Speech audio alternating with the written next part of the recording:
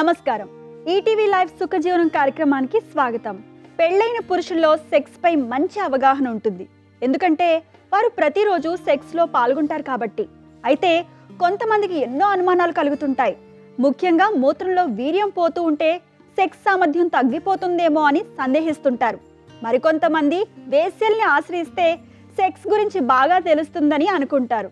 అయితే భర్త పోయిన మహిళలు మాత్రం వారి శారీరక కోరికలను ఎలా కంట్రోల్ చేసుకోవాలా అని ఆలోచిస్తుంటారు. అలాంటి వారి అనుమానాలు, సందేహాలు అన్నింటినీ ఈరోజు డాక్టర్ సమరం గారిని అడిగి తెలుసుకుందాం.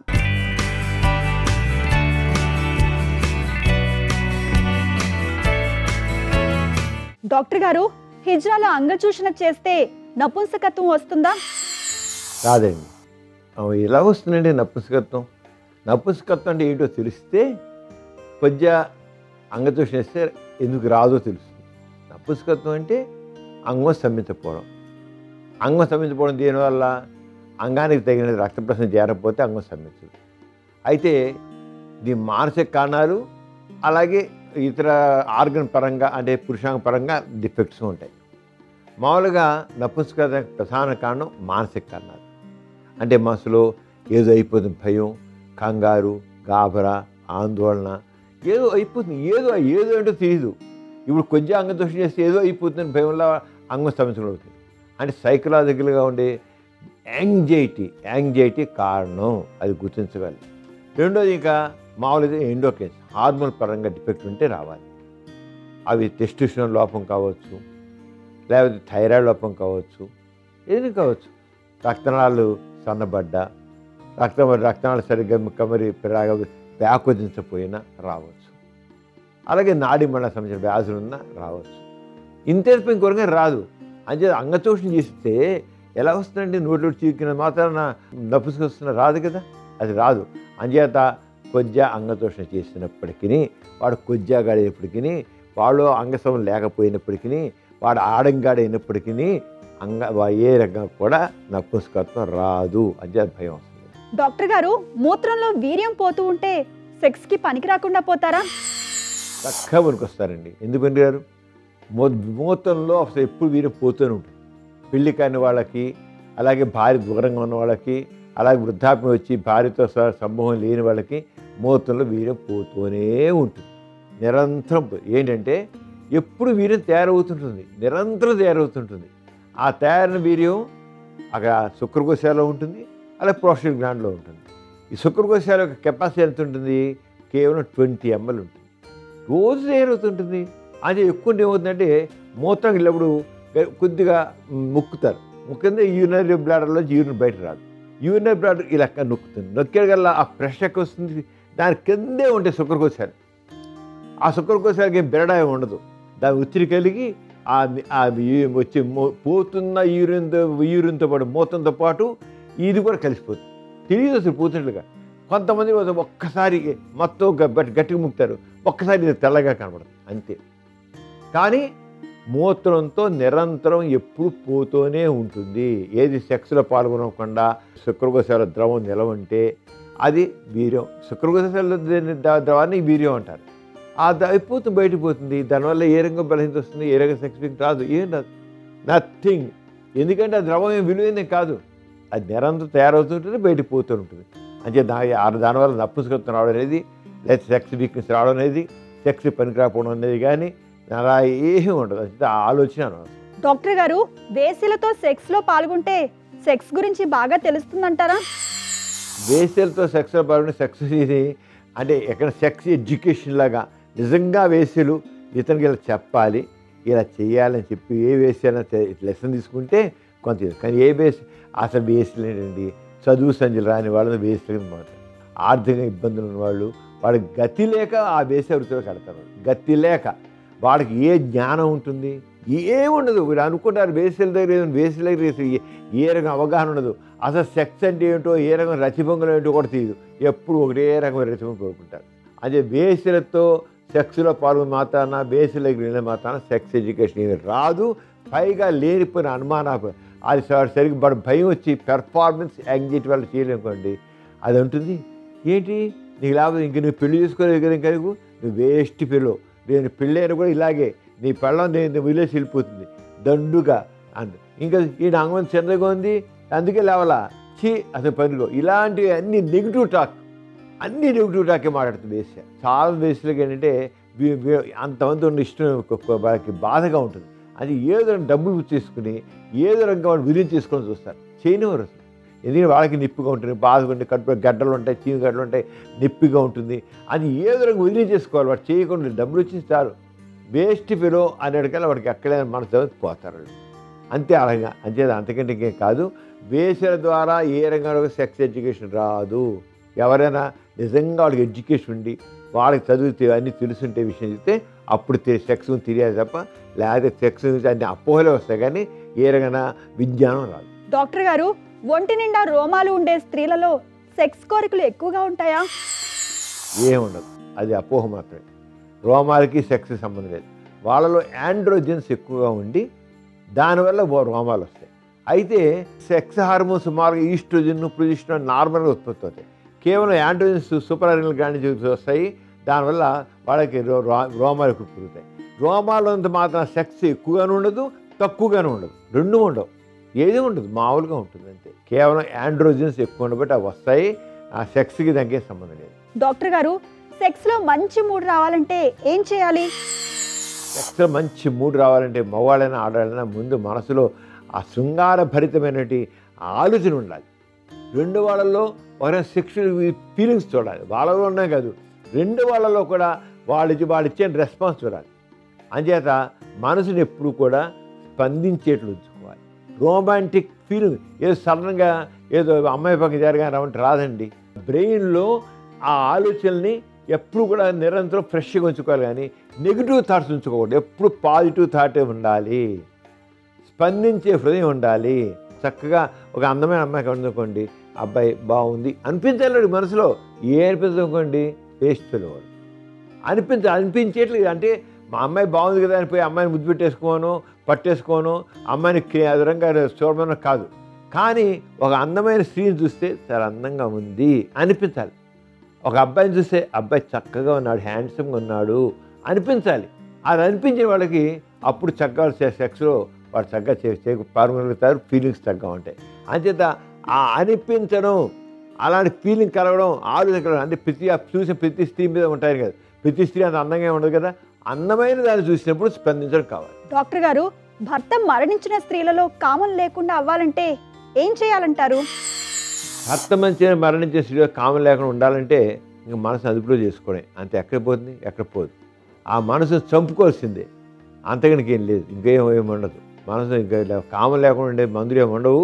కోరికలు కలగకుండా మనసు మళ్ళించి ఒక పనులు నిమగ్నం చేసి ఆ థాట్ ప్రాసెస్ని సప్రెస్ చేసుకోవాలి, అంతకని మించి చేసేది లేదు. డాక్టర్ గారు, గర్భిణీ స్త్రీల్లో సెక్స్ కోరిక ఉండవచ్చా, ఉండకూడదా? ఉంటుంది కూడా, ఉండకూడదు కానీ.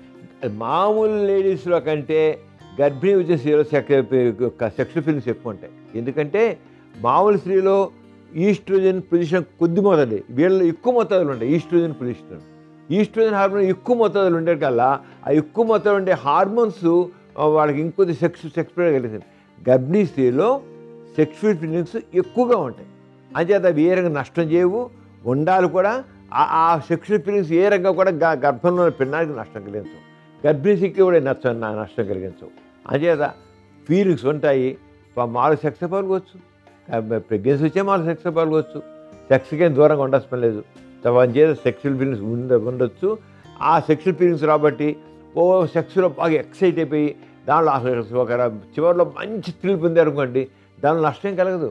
ఎందుకంటే ఆ సెక్స్లో కలిగే వైబ్రేషన్స్ గర్భంలో పిండం మీద కానీ ఆ గర్భాన్ని కానీ ఏ రంగా కూడా నష్టం కలిగించవు.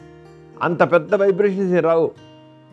ఆ బాడీలో వైబ్రేషన్ అనిపించచ్చు కానీ గర్భసంచిలో వైబ్రేషన్ ఉన్న అవి ఏ రంగా కూడా నష్టం చేయవు. డాక్టర్ గారు ఒకరి విధంగా అడుగుతున్నారండి, మా వారు సెక్స్లో పాల్గొన్నప్పుడు వారి వీర్యం నా యోన్లో పడినట్లు ఏమాత్రం అనిపించడం లేదు. నేను అడిగితే పడిందనే అంటారు, కానీ నాకు ఎటువంటి అనుభూతి కలగడం లేదు. మా వారి వీర్యం యోన్లో పడ్డప్పుడు వెచ్చగానో మరొక విధంగానో తెలియాలి కదా, అది తెలిసే విధానం ఎట్లా? దయచేసి తెలియజేయండి అంటూ అడుగుతున్నారు. ఏమీ తెలియదండి. యోని మార్గం లోపల పడితే వీర్యం పడ్డట్లుగా ఏమీ ఎవ్వరికీ తెలియదు. వెచ్చగానో చల్లగానో ఇంకా బాగుంది ఏ రకం ఫీలింగ్స్ ఉండవు, ఎవ్వరికి ఉండవు. ఎందుకంటే యోని లోపల ఒక 1.5 ఇంచ్ 2 ఇంచెస్ దాటిన తర్వాత ఏ రకం నరాలు ఉండవు. చల్లగా ఉందనో వేడిగా ఉందనో ఇంకోలా ఉందనో తెలియదు. అది 1.5 ఇంచ్. అందుకే మనం జీవితం పురుషాంగం ఎంత పొడుగున్నా వేస్టే. తెలిసేది కేవలం ఆ 1.5 ఇంచ్ 2 ఇంచెస్ వరకే తెలిసేది. తర్వాత ఇంక తెలియదు.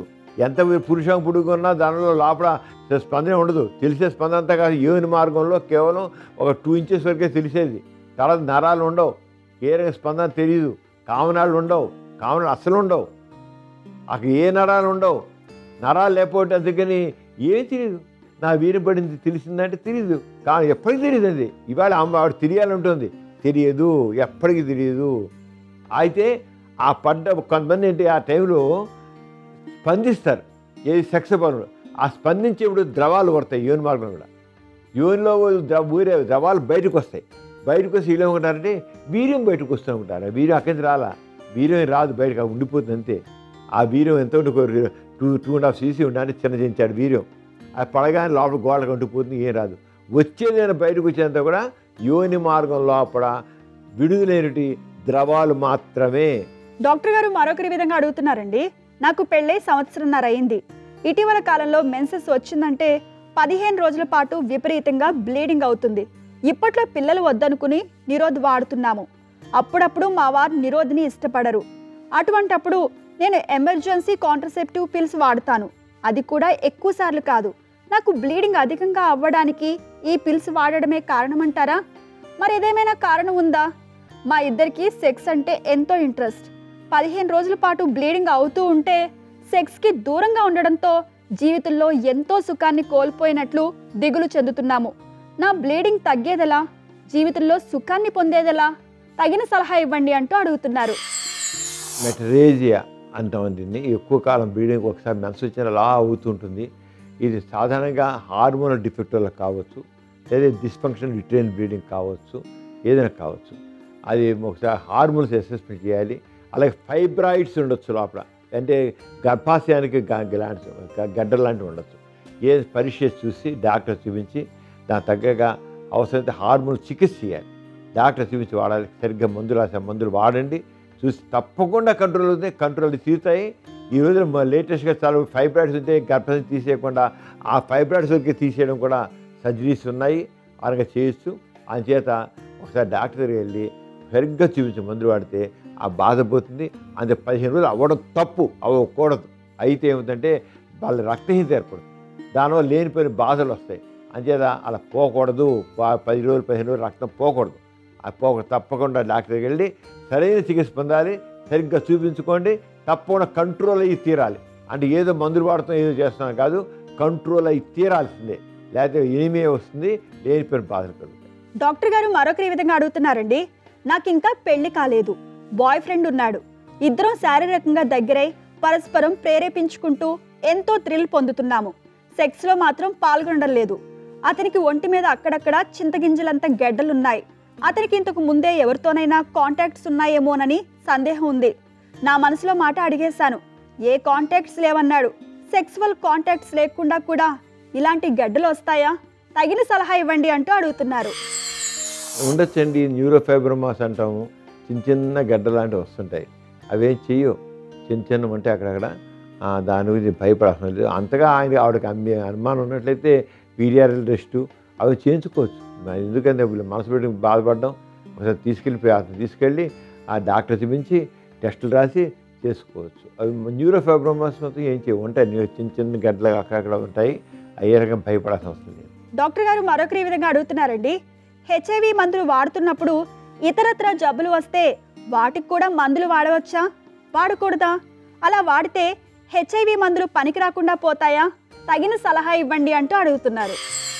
హెచ్ఐవి మందులు వాడుతున్నప్పుడు ఇతరత్ర ఏ జబ్బులు మామూలుగా మందులు వాడుకోవచ్చు, వాడి తీరాలు కూడా. లేకపోతే హెచ్ఐవిని CD4 కొంచెం తక్కువగా ఉన్నప్పుడు లేని పని దుష్పరిణామాలు వస్తాయి. తప్పకుండా వాడాలి. ఎందుకంటే హెచ్ఐవి ఉన్న వాళ్ళకి ఇమ్యూనిటీ ఉండదు. ఇమ్యూనిటీ లేకపోవడం వల్ల ఏదో ఒక వ్యాధులు వస్తుంటాయి. దాన్ని వెంటనే కంట్రోల్ చేయాలి, దాన్ని పెంచుకోకూడదు.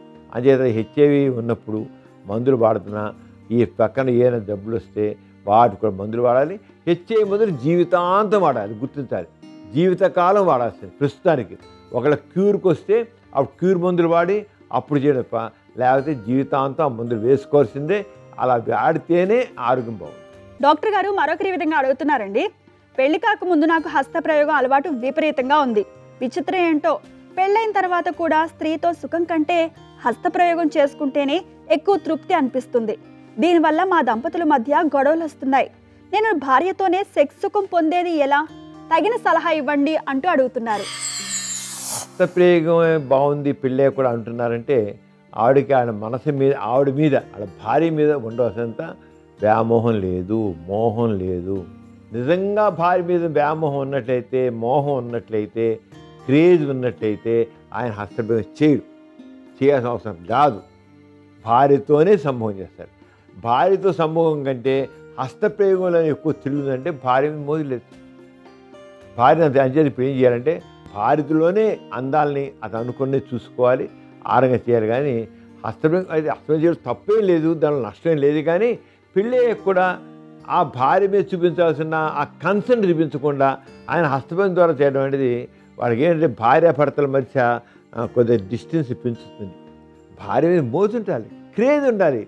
ఆ భార్య మీద చాలా తాతం ఉండాలి. అంచేత ఆయన హస్తప్రయోగం అనేది మానేసి ఆ భార్య మీద ఒక మనసును పెంచుకునేందుకు కృషి చేయాలి. డాక్టర్ గారు మరొకరి విధంగా అడుగుతున్నారండి. మా ఆయన నపుంసకుడు.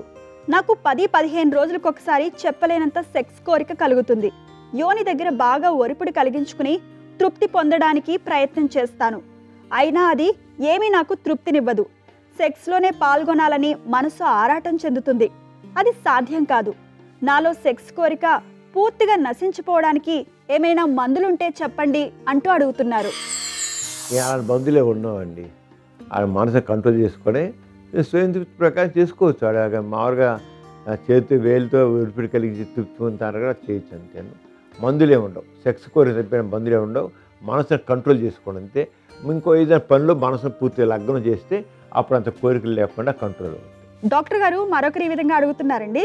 నా వయసు 23 సంవత్సరాలు. హస్తప్రయోగం అలవాటు చాలా ఎక్కువ ఉంది. నా పురుషాంగం మీద తోలు చాలా ఎక్కువగా ఉంది, లూజ్గా ఉంది. హస్తప్రయోగం వల్లే ఇలా అయిందని అనుకుంటున్నాను. నా చర్మం టైట్ అవ్వాలంటే ఏం చేయాలి? తగిన సలహా ఇవ్వండి అంటూ అడుగుతున్నారు. చర్మం లూజ్ అవడానికి అసలు సంబంధం లేదండి. ఆయన పురుషాంగం పూర్వ చర్మం చాలా ఎక్కువ ఉందన్నమాట. ప్రెప్పీస్ అంటాం. కొందరికి చాలా ఎక్కువ ఉంటుంది. దానికి సుంతిలా చేసి కట్ చేసి తీసేయడం తప్ప ఈ రకంగా తగ్గదు. హస్తప్రయోగం చేయడం మాత్రం పురుషాంగం ఏ రకంగా కూడా దెబ్బతినడం జరగదు, లూజ్ అవ్వడం జరగదు, చర్మం సాగిపోవడం ఉండదు. హస్తప్రయోగానికి దానికి ఏమీ సంబంధం లేదు. ఆయనకి ఎక్సెస్ ప్రెప్యూస్ వస్తుంది అన్నమాట. ఎక్కువగా ఉంది పురుషాంగ పూర్వచర్మం. దాన్ని కట్ చేసి సుంతి వేసి తీసేయడం, ఇంకా వేరే మాట ఉంది. డాక్టర్ గారు మరొకరి విధంగా అడుగుతున్నారండి. నా వయసు 18 సంవత్సరాలు. 2 సంవత్సరాల నుంచి నా స్నేహితురాలతో పరస్పరం జననేంద్రియాలని ఒరిపిడి కలిగించుకుని వక్షోజాలని నొక్కుని స్త్రీ పురుషుల్లాగే ఎంజాయ్ చేస్తూ వచ్చాము. ఇప్పుడు ఇంట్లో పెళ్లి సంబంధాలు చూస్తున్నారు. ఎందుకనో నాకు పెళ్లి మీద ఇంట్రెస్ట్ లేదు. మా ఇద్దరి స్నేహబంధమే మధురంగా ఉంది. పెళ్లి చేసుకుంటే మగాడితో సెక్స్ తృప్తిని పొందలేనేమో అనిపిస్తోంది. ఈ విషయం మా పేరెంట్స్కి ఎలా చెప్పాలో అర్థం కావడం లేదు. ఒకవేళ నేను పెళ్లి చేసుకుంటే భర్తతో ఇంతకంటే ఎక్కువ తృప్తి పొందుతానా? తగిన సలహా ఇవ్వండి అంటూ అడుగుతున్నారు. అంటే ఆవిడలో లెస్బినిజం డెవలప్ అయింది. లెస్బినిజం అంటే స్పెల్లింగ్ సంపర్కం. అది ఎలా అయితే హోమోసెక్షువల్స్ ఎలా ఉంటారో మగవాడికి మధ్య సెక్స్ సంబంధం, గే పీపుల్ కూడా అంటాం మనం, గే పర్సన్స్ అని. ఆనగా వీళ్ళు లెస్బియన్స్గా అవుతుంది. ఇంతకాలం వాళ్ళ స్నేహితురాలతో ఎంజాయ్ చేసింది సెక్స్ పరంగా. ఇప్పుడు పెళ్లి చేసుకుంటే భర్తతో ఉండగలనా లేనా అంటే కొంత డౌట్ఫుల్లే. అందుకని ఏం చేయాలంటే ఆవిడ కౌన్సిలింగ్ పొందాలి. ఈ పొంది ఈ లేడీస్ మీద మనసుని మార్చుకోవడం కోసం బిహేవియర్ మాడిఫికేషన్ థెరపీ అంటాం. దాంట్లో ఎవర్షన్ థెరపీ కూడా ఇస్తాం. ఎవర్షన్ థెరపీ అంటే ఆ మీద మనసు కలపకుండా, అంటే లేడీస్ మీద లేడీస్ ఆ క్రేజ్ లేకుండా, సెక్స్ పరంగా అట్రాక్షన్ లేకుండా, లేడీస్ మీద సెక్స్ పరంగా అట్రాక్షన్ లేకుండా వాళ్ళని మార్చడం జరుగుతుంది. అంచేత ఆవిడ ఇంకా ఎక్కువ సంబంధాలు పెట్టుకోకుండా డాక్టర్ దగ్గరికి వెళ్ళి behaviour modification therapy and aversion therapy చేయించుకున్నట్టయితే బాగుపడడానికి అవకాశం ఉంది. ఆవిడ భర్తతో పూర్తిగా ఎంజాయ్ చేయగలరు. డాక్టర్ గారు మరొకరి విధంగా అడుగుతున్నారండి. హోటల్స్లోని కాఫీ కప్పుల ద్వారా, మంచినీళ్ళ గ్లాసుల ద్వారా ఎయిడ్స్ వచ్చే ప్రమాదం ఉందా లేదా? ఎందుకు ఇలా అడుగుతున్నానంటే నోట్లో కూడా ఎయిడ్స్ క్రిములు ఉంటాయంటారు. మరి ఆ క్రిములు మంచినీళ్ళు తాగినప్పుడు గ్లాసులకు అంటుకుని కప్పులకు అంటుకుని మరొకరికి వ్యాధి రాకుండా ఎలా ఉంటుంది? తగిన పరిష్కారం తెలియజేయండి అంటూ అడుగుతున్నారు. ఫస్ట్ తెలుసుకోవాల్సింది నోట్లో హెచ్ఐవి క్రిములు ఉన్నా అని అవన్నీ కూడా ఇన్ఎఫెక్టివ్, అంటే రెండో వాళ్ళని వ్యాధిని కలిగించే స్థితిలో ఉండవు. అంచేత కప్పుల ద్వారా తాగినప్పటికీ ఆ క్రిములు దాంట్లో వెళ్ళినప్పటికీ అవి రెండో వాళ్ళకి ఏ విధంగా వ్యాధిని కలిగించవు. అది కాకుండా ఒకసారి హెచ్ఐవి క్రిములు బయటకు వచ్చేసిన తర్వాత కొద్ది సెకండ్లలో ఇన్యాక్టివ్ అయిపోతాయి. రెండోది అంటే నీళ్ళల్లో హెచ్ఐవి క్రిములు బతకవు. నీళ్ళలో హెచ్ఐవి క్రిములు ఉండవు. మంచినీళ్ళు కాస్త మంచినీళ్ళు ఉందనుకోండి ఏమవుదు. అంచేత కప్పుల ద్వారా, గ్లాసుల ద్వారా, కంచాల ద్వారా దీర్ఘంగా కూడా హెచ్ఐవి సంక్రమించదు. హెచ్ఐవి రోగి తాగిన గ్లాస్తో ఇంకోటి గ్లాస్ తాగచ్చు, నిరభ్యంతరం మంచిని తాగొచ్చు. హెచ్ఐవి ఎత్తున కంచాలు ఇంకోటి భోజనం చేయొచ్చు, అంత కప్పుల్లో కాఫీ తాగొచ్చు. ఏరగా కూడా వ్యాధి రాదు. ఇది వాటి సుఖజీవనం కార్యక్రమం. మరో చక్కని అంశంతో మళ్ళీ కలుసుకుందాం. అంతవరకు సెలవు. నమస్కారం.